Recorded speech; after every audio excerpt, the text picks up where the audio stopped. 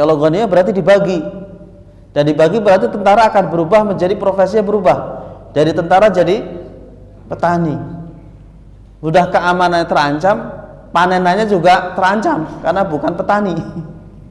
Walaupun ototnya kuat tapi bertani tidak cukup dengan macul, tapi ada ilmunya. Maka yang akan dihadapi oleh masyarakat Irak adalah gagal panen dan gagal mempertahankan wilayah. Bilal dalilnya adalah Khaybar. Di Khaybar itu Nabi tanahnya dibagi ke tentara. Di sini ya harus dibagi dengan tentara. Kata Umar, itu perang Hunain itu fai atau ghanimah? Ghanimah. Tapi kenapa dibaginya kok Abu Sufyan dapat sekian ratus unta, Fulan dapat, orang Madinah nggak dapat apa-apa, padahal ikut perang. Sampai orang Madinah mikir, nih orang munafik ini bilang, Muhammad lihat nih, udah kalau ketemu kaumnya nih, udah ketemu sukunya nih, mulai itu kehilangan, udah mulai nggak adil. Kita nih yang bilain dia sampai kayak begini, dianggurin nih. Waduh, untanya udah mulai habis tuh, dibagi orang Mekah semua. Orang Madinah nggak dapat apa-apa. Gimana perasaannya kalau jadi orang Madinah, Pak?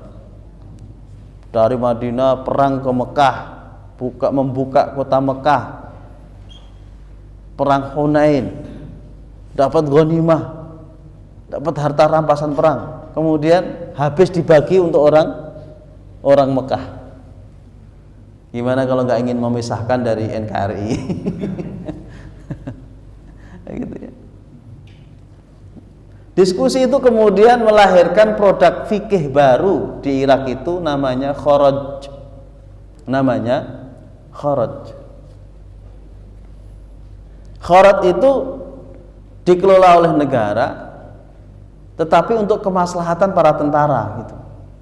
Jadi tentara nerima mentahannya gitu loh.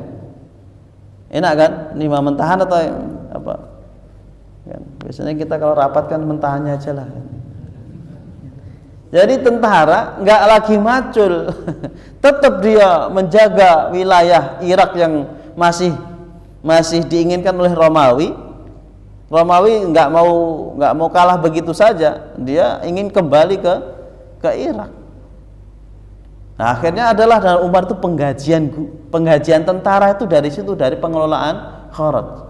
Tanah-tanah ghanimah itu kemudian dikelola negara dan uangnya digunakan untuk para tentara itu. Jadi tentara nyaman dia menjaga keamanan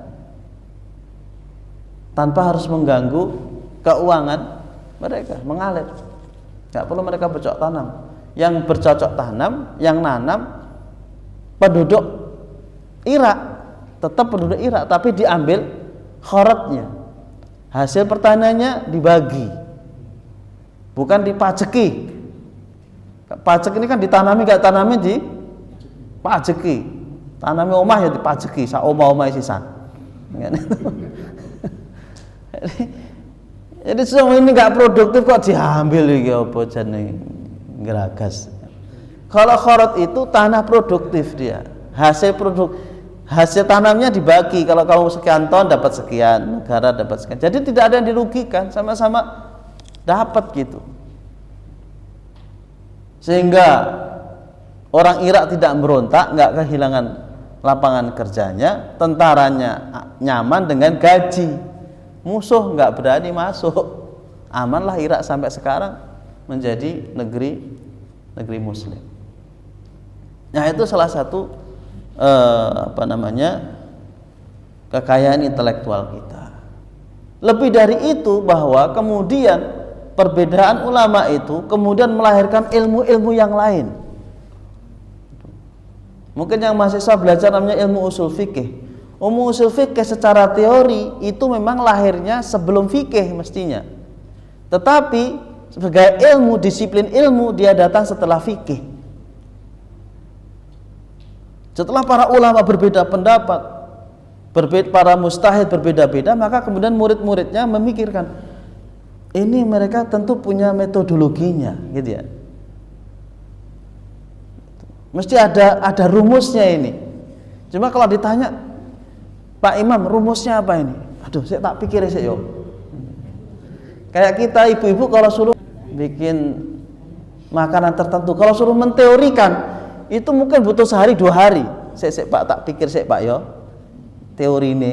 Tapi kalau suruh praktek setengah jam jadi makanan enak. Tapi kalau suruh menuliskan, mendeskripsikan dan langkah-langkahnya, ini ribet ini. Para imam itu tentu ketika berfatwa memiliki metodologi. Di kepala mereka itu ada konsepnya gitu.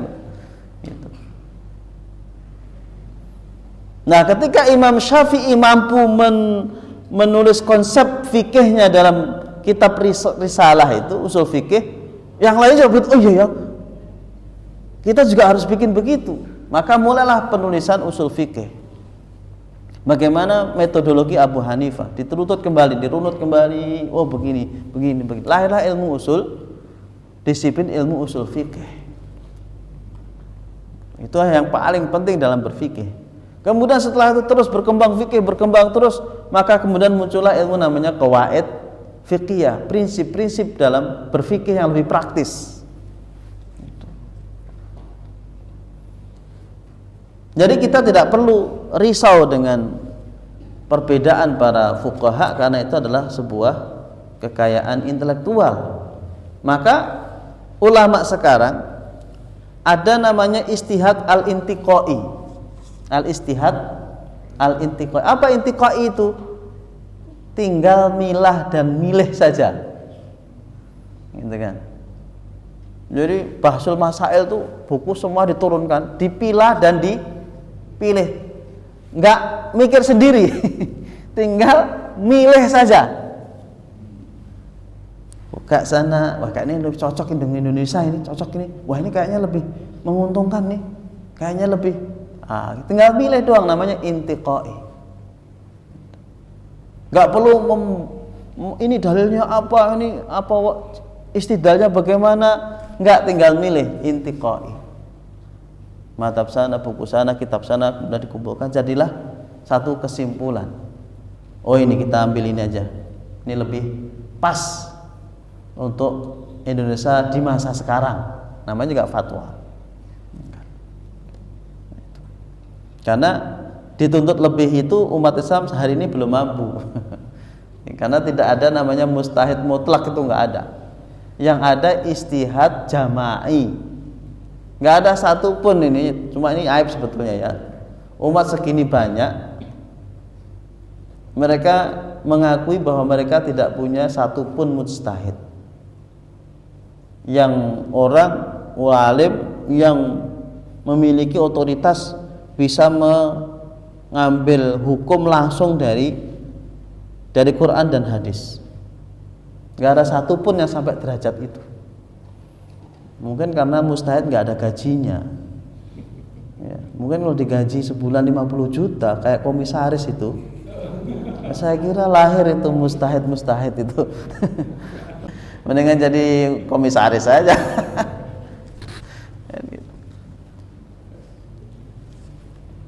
Ya itu manusiawi, bisa jadi itu sebagai pendorong. Soal ikhlas gak ikhlas itu urusan dia dengan Allah Subhanahu wa ta'ala. Tapi dapur harus ngebul, itu harus kan, itu ya. Nah, itu sudah thalabul halali wajibun ala kulli muslimin. Mencari rezeki halal itu menjadi kewajiban setiap muslim.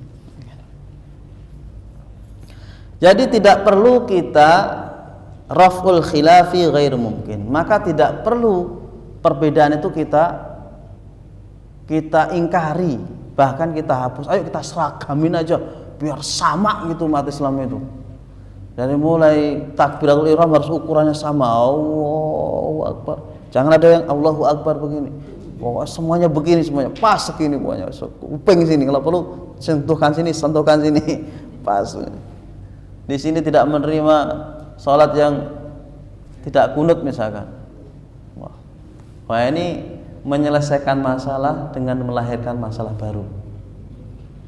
Kalah sama penggadean. Gitu. Ini perbedaan ulama tidak masalah. Yang masalah itu hati kita yang gampang, yang fanatik ini, yang dengan pendapat ulama, pendapat imam. Padahal mereka manusia, gitu, yang tidak maksum. Yang maksum hanya Rasulullah Sallallahu Alaihi Wasallam. Kullu qaulin yuradu wa yu'khad.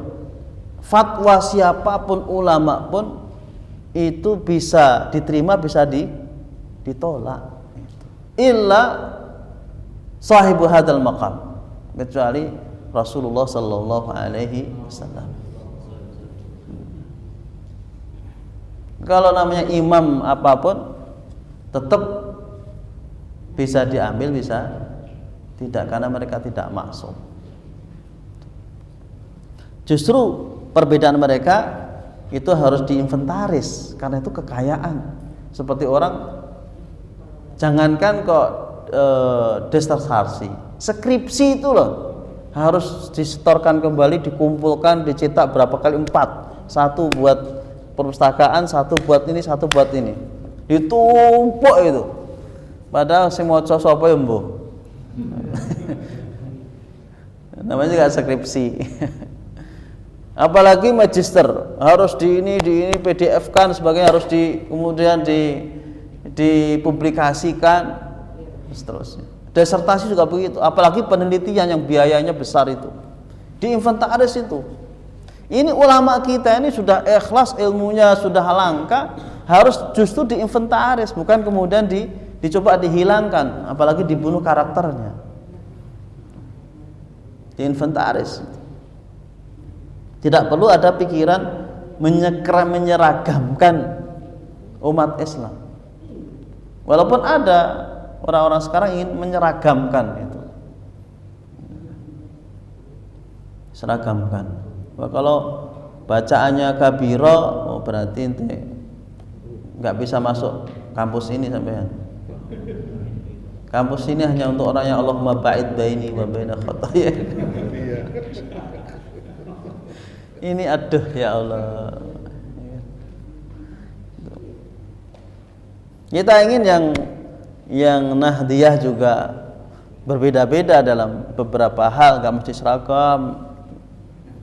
Yang Muhammadiyah juga begitu, kita ingin variatif juga dalam fikihnya. Akhirnya orang yang menolak madhab akhirnya membuat madhab baru.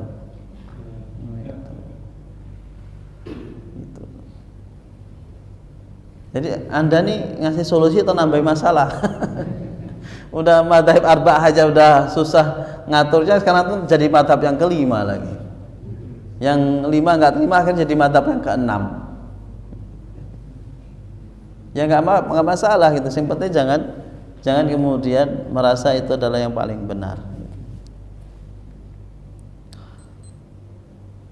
Nah itu kaidah yang kelima. Jam 6 ya. Ihtimalu sawabil mukhalif. Jadi kita jangan mengkultuskan pendapat. Kita nggak boleh mengkultuskan pendapat. Karena pendapat itu mesti ijtihad. Mesti ijtihad.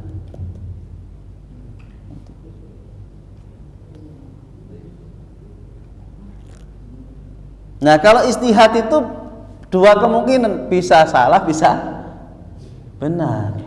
Tapi hebatnya dalam Islam itu salah dapat 1 pahala, benar dapat 2 pahala. Ini dorongan intelektual luar biasa untuk berkarya. Coba bayangkan kalau Nabi mengatakan bahwa yang salah berfatwa itu dosa, nggak ada yang berani berfatwa, nggak ada yang berani beristihad. Saya takut sama Allah. Pak, ini gimana? Astagfirullahaladzim. Ini nggak ada dalam Al-Quran, nggak ada dalam hadis. Terus gimana Pak? Ya udah begitu aja. Jumud, akan Islam ditinggalkan masyarakat karena tidak bisa memberikan solusi, nggak memberikan jawaban. Tapi Rasulullah mengatakan idza hakim fa asaba falahu ajran wa idza akhta'a falahu ajrun wahid.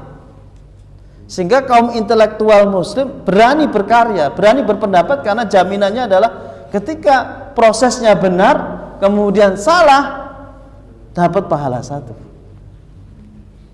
Kalau dua pahala, bukan dosa.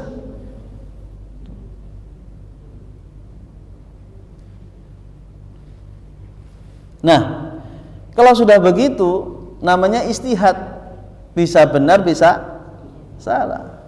Maka tidak boleh kita mengkultuskan fatwa, mengkultuskan pendapat imam itu tidak boleh dikultuskan.